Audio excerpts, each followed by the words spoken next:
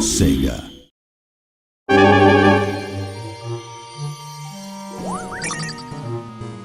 Castle of Illusion, one of the best-selling Genesis games of all time.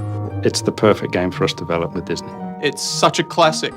People love Castle of Illusion. They've got such fond memories of it.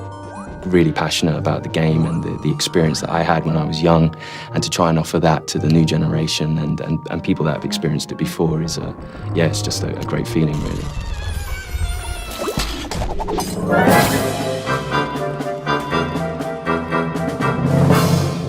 There is definitely something about Disney which I don't think any other brand has quite captured. It's Disney. It's a descriptive word in itself. Disney's renowned for its characters, for its visuals, for its animations, for its music. Everything that Disney touches has an air of magic to it, and they try to, as a company, try and encompass that in all their products. It doesn't matter if you're a core gamer, family gamer, whatever the gamer, you need to capture that sense of enjoyment, passion.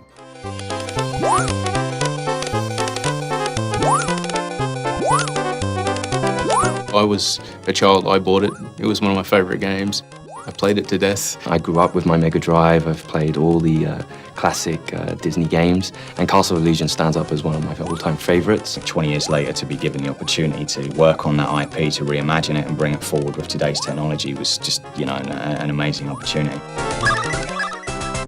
For us, it was important to just respect the original in as many ways as we could. What we wanted to do was just improve upon areas that we can improve upon, because we've got new technology, we've got new systems, a new tool set. We have to be very careful not to go and run with the game in a completely different direction. We have to embrace what was good about it to begin with. You'll see all the same familiar characters, you'll see the familiar worlds, all the themes that you remember in the original game are there. And we've kept to the original in such a way that Disney can recognize it immediately. They recognize the tree stump and they smile. They go, that's exactly what we're looking for.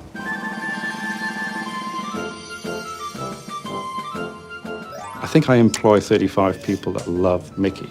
So making them happy, I think, is a good indication that the audience is going to be happy. He's a stoic little guy. He never really gets too bothered by things. He's always willing to give it a go. It's very brave, but at the same time very kind. He's quite charming in the way he approaches things, and we really wanted to capture a lot of that charm from Mickey that you see in the old kind of Mickey cartoons. Obviously, there's a little bit of pressure there for making him awesome, because it's Mickey Mouse and he's, the biggest character in the world. We are not going to reinvent Mickey. We have to respect the style of Mickey, the look and feel, the characteristics, the animation cycles, the walk cycles. And not only that, but from an artistic point of view, we have great concept artists that have been able to really capture the look of Mickey, what he meant in Castle of Illusion, in the Mega Drive era, and how do we bring a flavor of that into the new modernized version, but without changing him so much that he distinctly looks like a different Mickey Mouse.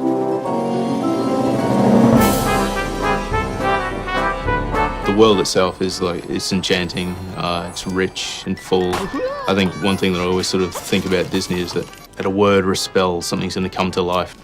Just off to the corner, something could just pop to life and come at you. The library is the first level where I've got a Disney moment. I'm jumping on the books. There's a puff of smoke, the dust. The books fall beneath my feet. And there's an enemy, and it's an A. It's a letter A, and it's attacking me. I don't know many games where a letter can actually scare a grown man. You just never know what's going to happen around the next corner. I think that's something that really keeps you engaged as a player. We didn't really diverge too much in the story. It's a very true Disney story. Mirabelle has come upon Mickey and Minnie out sort of having fun in the forest, dancing away, and she's taken by Minnie's beauty and wants it for herself, so she steals her away, and Mickey, being the heroic little boyfriend, runs off and chases after her, and he gets dragged into this castle of illusion where Mirabelle has set up all these traps. For those that know the original, to see what we've done with it, and for those that don't, for the new kids and anyone else that is new to the IP, and enough there to give them a little bit more of a story from start to finish.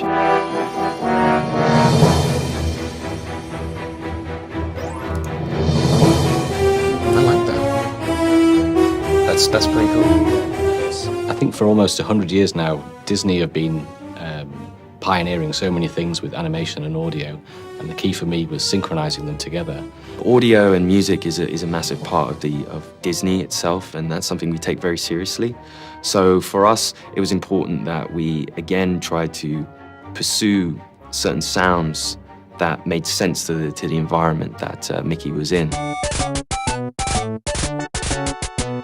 When making a new modern Castle of Illusion, we're able to use the old Castle of Illusion as liberal as we need to. And it's actually been quite nice to take the entire original 16-bit track and use them in the modern version as well. But sometimes by retaining that low fidelity, that's part of its charm, of its style. So I do think it's important to retain that. Although we have cleaned it up a little bit, it still retains that original character. Hey, I need that to say Vinny, come back! We have had the opportunity to allow Mickey to speak. You know, this was something that we felt passionately about, having him interact in the story. There you are. Hey, come down here! From a sound perspective, we've been able to help it into the 21st century by, I think, primarily we're able to do a lot more with the sound effects, the mixing, the environmental effects. I mean, these are all things that we come to expect without realizing it. So we're able to go further with interactive music, and we can have more dynamic things going along with the sound effects and the voice as well. Castle of Illusion, you know, is built from the ground up. You know, from every point, from animations to music to environment to gameplay, everything is built from the ground up, and that's a really nice, exciting way of taking something that everyone holds dear to them and kind of improving that for the new generation. I think they'll love it. I mean, we love it.